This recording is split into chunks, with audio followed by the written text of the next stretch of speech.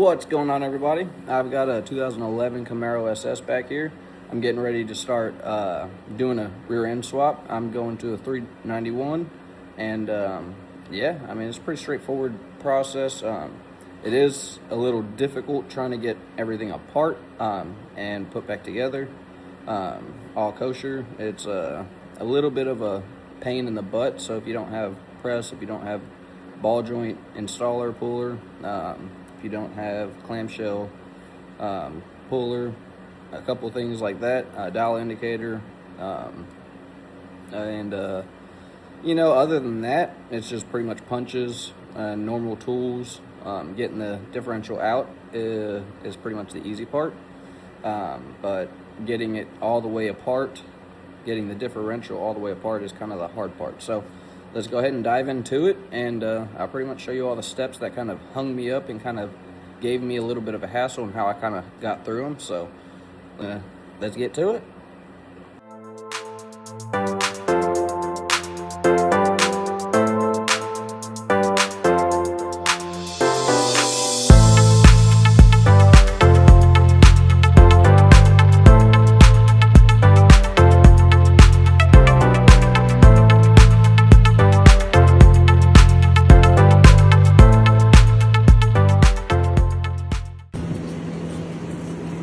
About to get the differential removed, but they welded the clamps, so gotta pull the whole exhaust.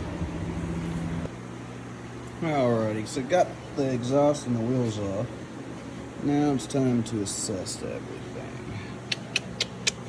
Gotta get the axle out, so first things first, gotta go ahead and get the wheel speed sensor out, and then I'm trying to find the easiest route to make it do this. So found just go ahead and pull everything off is the easiest, and then just leave the spindle hanging. So get the stabilizer bar out, top control arm, tow bar, and then the bottom control arm. Obviously the axle nut, and then she pops right out. So yank that out, and she'll be just about there. And then obviously got to do the other side pretty much the same way. Get both axles out and start on the diff. Sorry.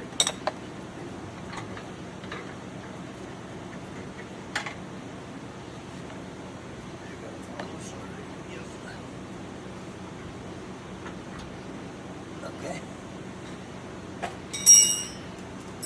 No. This Should already be torque took out. Okay.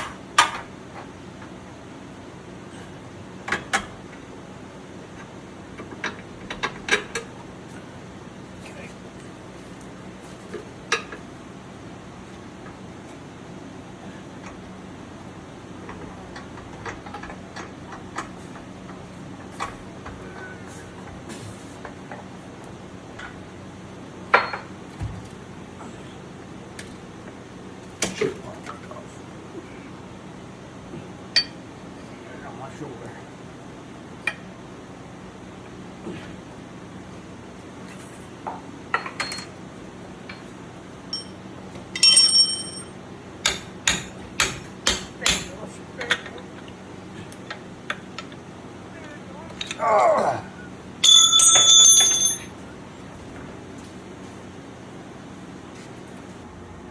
So first step, always got to get the rotational torque. That way you have a reference to go by.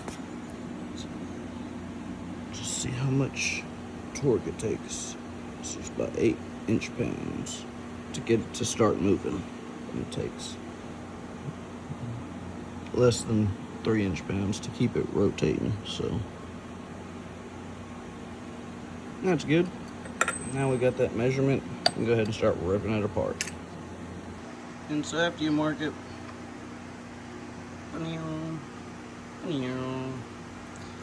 I use these little stamps.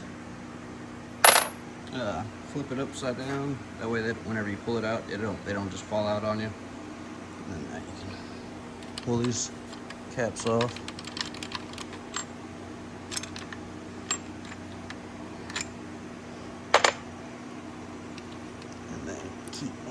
orientation of everything.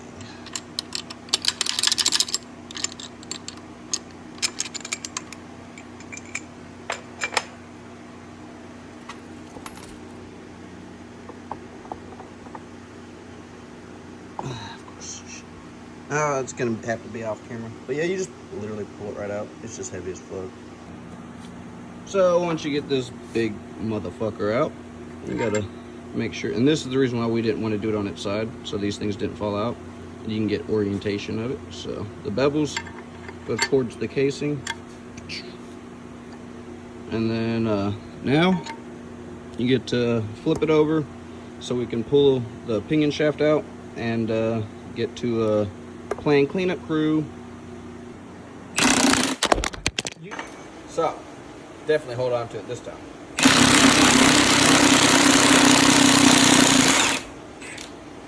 Voila. This motherfucker's definitely hurt. And so yep, just get you harmonic balancer puller, pull this fucking ear off, and voila. From there, we get to the next step. We get to pull this seal out, and then we have to put this over in the press and actually press this out. So, because the race is on this one, pressed onto here, so that's pressed on right there. So, got to press it out, and then so I got to rig all that up and get all that down, and tune back to you here in a minute. And once you get it rigged up in there, get it nice and straight, just start cranking down on it.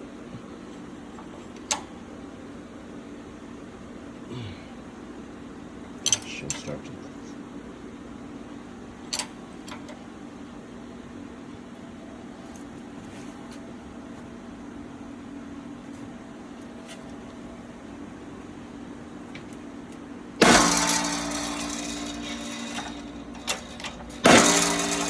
Just had to grab a longer bar, because them motherfuckers, oi!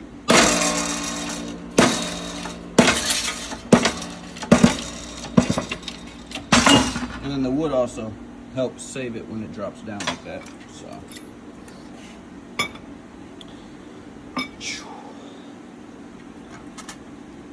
Kept bleeding off on me. Just want to tighten it tight. So now you got everything pulled apart. It's time to start pounding these races out and cleaning it all up. So we got that one, the bottom one to pound out. And then luckily the axle bearings, they kind of just slide in there. So those ones don't have to be pounded out, just those two. So I'm gonna get to pounding them out with my long punch and some patience and a little bit of power. Maybe my purse. And getting this bearing race off has been a nightmare. Well, fast forward about freaking 3 hours, 4 hours. And I finally I'm doing all this so I can measure this shim. And I had to make sure that I didn't grind into it whenever I was cutting it. Look how thin that boy is. Fucking close, mate. So that bearing in that race has been the hardest part of this whole job. Getting that race out was a complete bitch. So as you can see for the bottom race, there's relief holes. I had to make some relief holes because I could not get any of my punches on there. So used a burr bit and grind it down in there. A little bit. I gotta sand it flush a little bit more, but I had to make my own relief holes for the race because GM did not put any in here.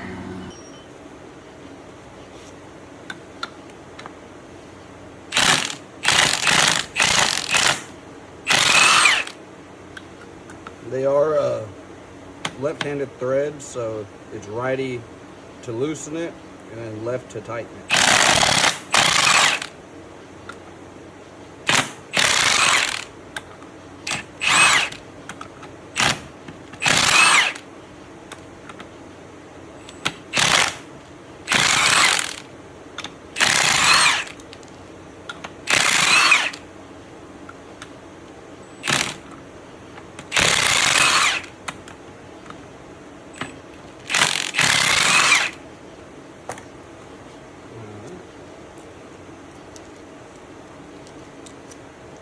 Now just get to beat it off. Because that motherfucker ain't gonna come out by itself. So, some more beating.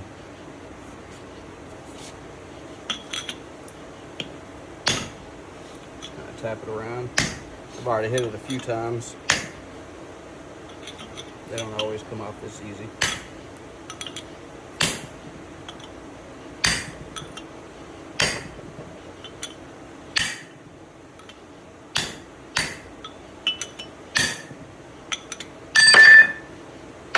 So now, gotta go clean this unit up. There's the old ring gear. Here's the new one. So I am gonna heat this one up, try to set it on there. Gotta go clean this one up real quick. So, and then I gotta replace those fucking bearings. Well, apparently I forgot to click the little record button, but I always mark on my bolts whenever I torque them, and I torque them to 89 foot-pound. Well, torque these ones to 89 foot-pound. This is for the 2011 Camaro, obviously SS. So left-handed threads, first, second, third, fourth, fifth. You know, I went cross pattern all 10 of them. 89 foot-pounds. I got these things replaced, these bearings. So all we've got left is the pinion race, both pinion bearings. We're gonna install the races real quick. So we got the pinion race all lubed up. Put it down in here. Just push it in there. Try to get it centered. And then grab the old trusty dusty tool.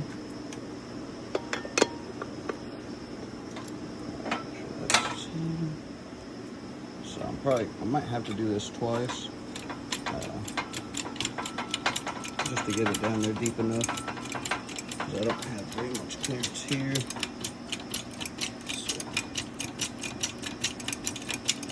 So I'm gonna do this off camera. So yeah, the press didn't work very good, but I used my ball joint puller and or installer, and it got it in there perfect.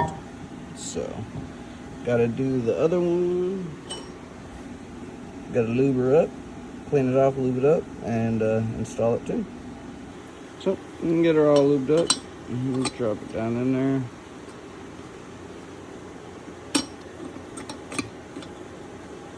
Get it centered up the best you can. And drop this guy down on it. Alright, so this is the difficult part. I'm trying to do it one-handed. Let me go get one.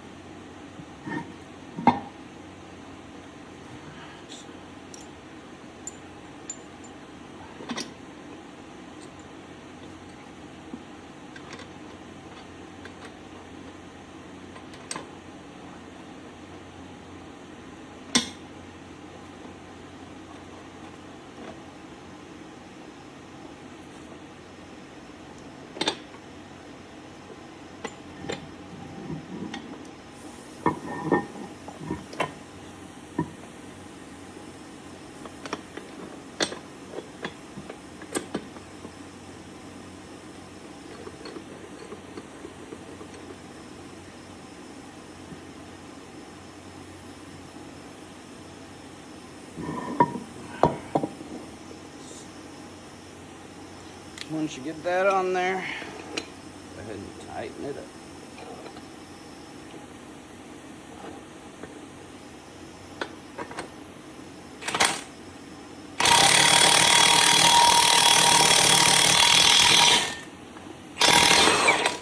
And once you hear it change tempo to like a really solid hit, that's how you know she ain't moving no more.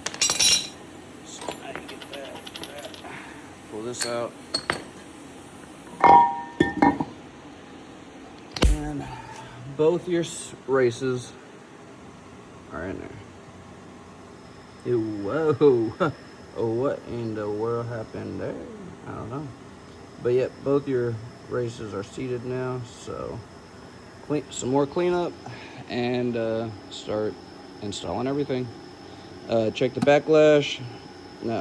At this point, you don't really want to kind of go too far. You don't want to put the seal back on because you want to measure the backlash. That way, if it's out of spec, you can pull it apart without damaging that seal. So don't put it 100% together. Just put the differential in, lock that down, put the pinion shaft, lock that down, and then we go from there. Tried to do this really quick because that shaft I had in the freezer for a long time. Don't want it to warm up.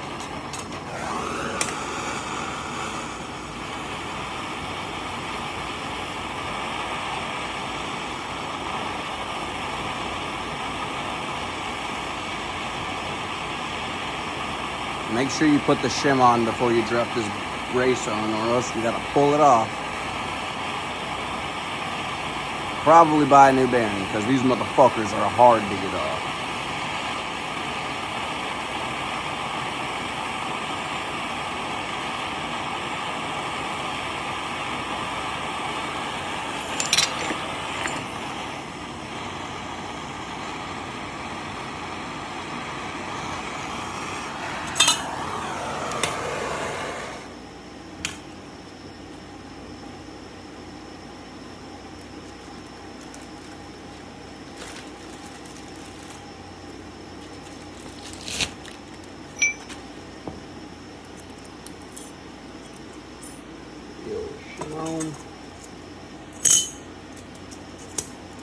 Perfect.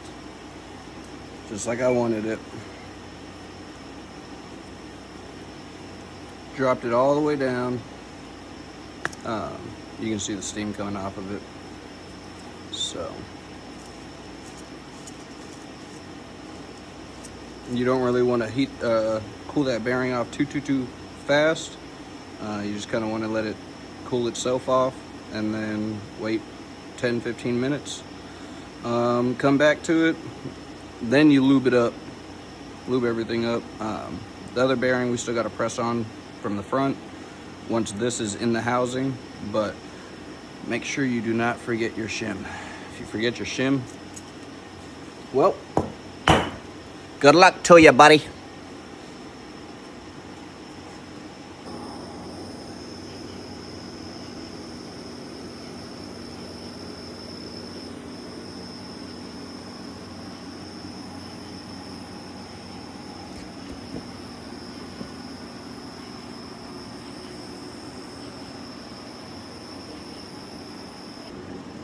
Alright, so I got really good contact pattern. I got about 4 thousandths backlash. So I think it's time to wrap this unit up. Call it a day. Get the seal in there, get the yoke back on there, and then get this cover back on. They sent us a buttload of shims. They're safe than sorry, though.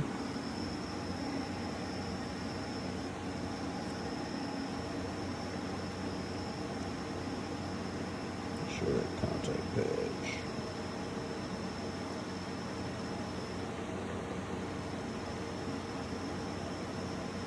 Oh, also, I'm not sure if I mentioned this torque spec, but this is 46 foot-pounds, and then these were 89. And then after you get everything together, double check your rotational torque. Takes about 10 foot-pounds or inch-pounds to get moving, and then it's about 7 inch-pounds to stay going. So it's like dead nuts from what it was when it came in. So couldn't ask for more than that. Oh, other than it not falling off.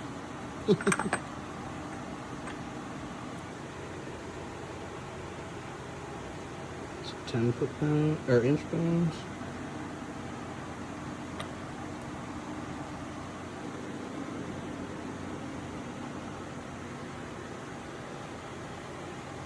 About 7 inch-pounds per rotation. So that's all within spec. I'm happy with it. Time to find somebody to help me get it up there.